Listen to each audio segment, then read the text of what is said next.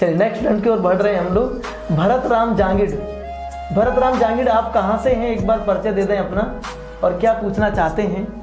भरत राम जांगिड़ भाई पहले भरत आपका MIC म्यूट है तो थोड़ा सा अनम्यूट करें उसको। भरत राम जांगिड़ आवाज आ रही है आपको? सर जी जय हिंद। जी सर जय हिंद। जय हिंद। जय हिंद भैया। कहाँ से हैं आप? जी सर बूंदी से, Bundi district sir. PG college Bundi. जी सर। किसकी तैयारी कर रहे हैं आप? सर मैं अभी तो थर्ड ग्रेड कर रहा हूँ लेकिन मैं RS की करूंगा, मेरा मकसद एक ही है। जी वेरी गुड। रीजनिंग को लेकर के प्रमोद जी से आप क्या पूछना चाहते हैं, अपने मन के सवाल आप रखें।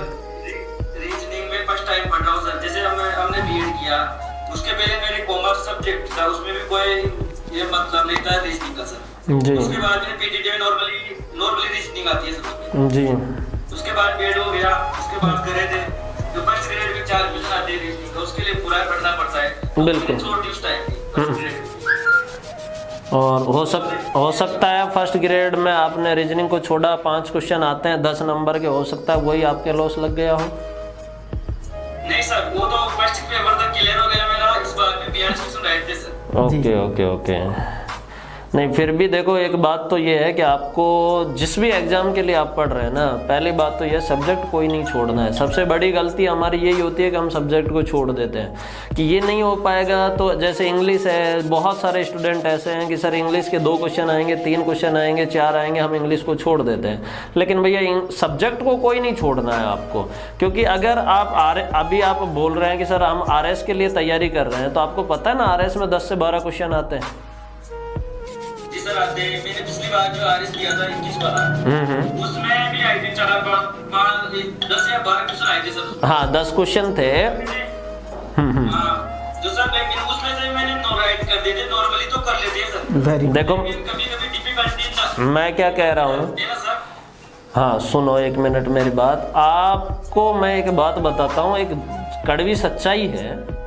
अगर आप रीजनिंग के 15 क्वेश्चन आ रहे हैं आपके एग्जाम में, तो 10 क्वेश्चन तो हर बंदा करके आएगा, चाहे उसने पढ़ा है रीजनिंग चाहे नहीं पढ़ा है। लड़ाई कहाँ है? 5 क्वेश्चनों पे।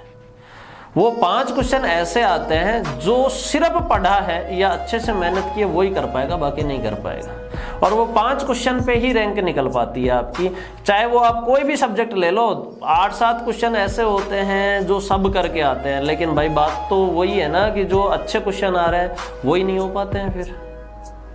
जी सर, इस वजह से तो मेरा 2-3 क्वेश्चन से रह गए अपनी। हाँ वही मैं कह रहा हूँ। और अगर आप रीजनिंग अच्छे से पढ़ के जाते हैं, 10-12 क्वेश्चन आ रहे हैं और 5-6 क्वेश्चन मैथ के आए थे, मतलब टोटल 20 क्वेश्चन आते हैं मैथ रीजनिंग मिला के, तो अगर 20 में से अगर आप 15-16 राइट कर देते हैं तो फिर ये तो ऑटोमेटिक ही क्लियर हो गया। हाँ तो इसके लिए आपको इंटरेस्ट बनाना पड़ेगा और आपको ये देखना पड़ेगा कि हाँ मैं रीजनिंग पढ़ सकता हूँ भाई। अगर आपने ये सोच लिया कि मेरे से नहीं होगा, तो भाई दुनिया क्या कोई भी धुरंधर आ जाए, कोई भी मास्टर आपको यहाँ पढ़ा के चला जाए, आप नहीं पढ़ सकते, कतई नहीं पढ़ सकते। लेकिन अगर आपने सोच लिया कि हाँ मैं पढ़ सकता हूँ, तो आप बिल्कुल कर सकते हैं, चाहे कोई भी टीचर आ जाए फिर आप पढ़ेंगे। जी भरत राम जी। जैसे कोई अपन बीच में कोई टॉपिक सुनते हैं, बीच में अपन सॉल्व करते कोई क्वेश्चन नहीं आता है, फिर माइंड अपसेट हो जाता है, तो उसके लिए क्या करें सर? बिल्कुल होता है माइंड अपसेट। तो एक बात बताऊं मैं आपको, ये तो आपका रीजनिंग ही नहीं, हर सब्जेक्ट के अंदर कहानी है। अगर भाई कोई क्वेश्चन नहीं आ रहा, हम अपसेट हो गए कि यार अब नहीं। और मैं मेरी बात करूं ना, अगर मेरे साथ भी ऐसा ही होता है कि यार बंद करके पटक देते हैं, नहीं होगा।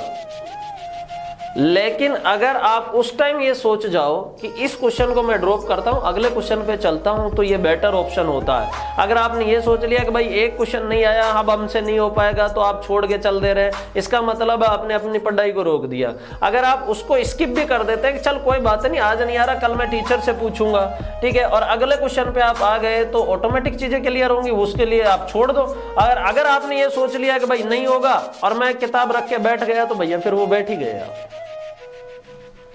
लेकिन आपने क्या है, अभी किसी से गाइड भी नहीं लिया, तो कोई इशू नहीं, वो तो खुद ही कर लेते, लेकिन आप जो पढ़ेंगे ना तब अच्छे से कर पाएंगे सर। हाँ बिल्कुल, देखो चीजों के पास जाओगे जब चीजें ऑटोमेटिक समझ आएंगी। चाहे अब आप हमारे साथ जुड़े हो तब आपको चीजें समझ आ रही है। आपको दूर से कोई बता देता कि भाई एक पहल इंडिया करके ऐसा कार्यक्रम है, आपको समझ ही नहीं आता क्या कहानी चल रही है उसमें। हाँ, तो इसलिए हमारे पास आओगे, हम पढ़ाएंगे, आप पढ़ोगे तो चीजें ऑटोमेटिक क्लियर होंगी। जी भरत, समझ में आ रहा है आपको? आवाज़ आ रही है? जी भरत जी, आप बात करके अच्छा लग रहा है, हमें भी लग रहा है। बूंदी महाविद्यालय है, पीजी महाविद्यालय, दिलीप सिंह राठौड़ जी इसके नोडल हैं। और आपको सूचना मिल गई होगी कि सारी कक्षाएं, सभी जो बच्चे सुन रहे हैं, कक्षाएं कॉलेज के अंदर ही संचालित होंगी। जनवरी माह का हमने टाइम दिया हुआ है। रेगुलर कक्षाएं वहाँ लगेंगी। हर महीने इसमें टेस्ट लगेंगे। राजस्थान स्तर पर टेस्ट लगा करेगा आपका, और जो मेरिट निकलेगी वो जिला लेवल पर निकलेगी। उसके बाद किताबें पहले जिला कलेक्टर ऑफिस जाएंगी, और किताबें जिला कलेक्टर ऑफिस से फिर बच्चों के पास जाएंगी। बहुत बड़ा एक प्रोग्राम है एक पहल इंडिया, और इससे मोटिवेशन भी बच्चों को तो मिलेगा ही, लेकिन उन गांव के लोगों को भी मिलेगा कि आज हमारे गांव से एक बच्चा टॉपर आया, दूसरे गांव से आया, इस तरीके से। तो कई सारी चीज़ें हैं, और मैं देख रहा हूँ कि बहुत सारे बच्चे लगातार इसमें जुड़ रहे हैं। मतलब नेक्स्ट रोजाना इतनी बच्चे जुड़ रहे हैं। कॉलेज से भी वो परेशान हो रहे हैं, कॉलेज वालों से बार बार पूछ रहे हैं कक्षाएं कब चलने वाली हैं। सबके लिए यही सूचना है, कॉमन सूचना है कि कक्षाएं चलेंगी। बस आप सोशल मीडिया अकाउंट्स पर या जहाँ भी जुड़ रहे हैं, मेरा तो निवेदन सबसे यही रहेगा, क्योंकि आप कम से कम इसका इतना प्रचार कर दें कि हर एक जरूरतमंद, जैसे रिक्शे वाले, सफाई कर्मी, बढ़ई, दर्जी, मोची, कुछ भी जो मेरे परिवार काम करते हैं, जिनके पास पैसे नहीं हैं और हैं भी तो क्यों खर्च करें, क्योंकि कोचिंग करने का तो लगातार रूटीन है। हम 10वीं में पढ़ते हैं, एक बार पास कर लेते हैं, दोबारा नहीं बैठते हैं, 11वीं में आ जाते हैं, 12वीं में आ जाते हैं। लेकिन कोचिंग सेंटर्स एक ऐसा माध्यम है जहां हम एक बार फेल होते हैं, फेल होना तय है। क्योंकि भर्ती RAS की आपको पता है, पिछली बार थोड़ी सी भर्ती निकलती है, लाखों फॉर्म पहुंचते हैं, फिर वो बच्चे फेल हो जाते हैं। तो ये सारी चीज़ें देखने वाली, समझने वाली हैं। लेकिन बच्चों को ये समझना होगा कि कोचिंग के नेक्सस को तोड़ने के लिए हम सबको मिलकर के इसे एक पहल इंडिया को प्रचारित भी करना होगा, संभालना भी होगा। जहां आप सुझाव बेहतर दे सकते हैं उसे हम सम्मिलित करेंगे, क्योंकि एक पहल इंडिया एक व्यक्ति से नहीं है, सबसे मिलके बन रहा है। समझ में आ गया है?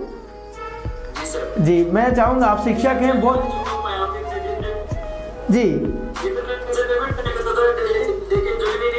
तो आप मेरा नंबर रखिए, दूसरे 2 नंबर यहाँ जारी कर दिए गए, उन पे भी बात कर सकते हैं। आपको जो लगे, जीमेल अकाउंट पे आप मैसेज डाल सकते हैं, फेसबुक, इंस्टा, सब कुछ सोशल मीडिया पर आप तो लोग जुड़े हुए हैं, जहाँ लगे। और नहीं है तो मैं ज़रूर आपके नंबर पे कॉल करवा लूँगा, वहाँ बात करेंगे। और लास्ट तक हम सब मिलकर के एक ऐसी लड़ाई लड़ने वाले हैं जहाँ लोग आत्महत्याएं कर रहे हैं, कोचिंग नहीं मिल रहा है, पैसा नहीं है, सपने टूट रहे हैं। गांव के बच्चे तो IAS के बारे में जानते तक नहीं है कि IAS होता क्या है ना। और आज बच्चे वो सपने देख रहे हैं, वो ऐसा सपना जीवंत होते हुए देख रहे हैं कि अब उनका सपना पूरा होगा। मैंने बहुत सारे बच्चों से बात की है तो उनको बहुत अच्छा लग रहा है, और मुझे बस इसीलिए अच्छा लग रहा है कि वो बहुत खुश हैं कि अब कुछ बेहतर होगा। तो आपसे मैं यही कहूँगा कि जहाँ आपको लगे अच्छे सुझाव देने की जरूरत है, आप दीजिएगा। ठीक है जी, एक पहल इंडिया। अब इसे ये 8 राज्यों में हम करना चाह रहे थे। अभी राजस्थान, उत्तर प्रदेश और मध्य प्रदेश में रहेंगे। अभी राजस्थान को मॉडल स्टेट बनाने का हम सब राजस्थान वासी प्रयास कर रहे हैं। ठीक है, जनवरी में क्लास स्टार्ट हो जाएंगी। मैं नेक्स्ट स्टूडेंट पे जा रहा हूँ। ठीक है, जय हिंद।